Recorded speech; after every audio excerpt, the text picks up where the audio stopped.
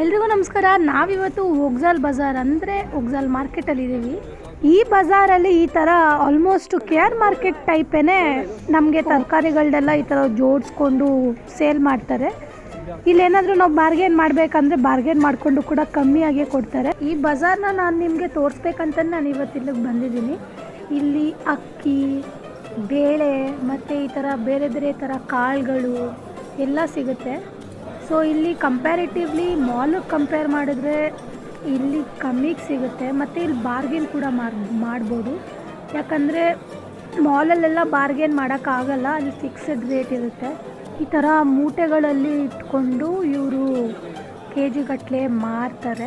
ಇಲ್ಲಿ normal 1 kg ಅಕ್ಕಿ ಬಂದು 152 ರೂಪಾಯಿ, ಅಂದರೆ 23,000 ಸೋಮ್ಸ್ ಅಂತ. ಈ ಥರ ಕಾಳುಗಳನ್ನೆಲ್ಲ ನೆನೆಸಿ ಮಾರ್ತಾರೆ. ಈ ಬಜಾರಲ್ಲಿ ಇನ್ನೂ ಏನು ಸಿಗುತ್ತೆ ಅನ್ನೋದು ಪಾರ್ಟ್ 2 ಅಲ್ಲಿ ಹೇಳ್ತೀನಿ, ಕಾಯ್ತೀವಿ.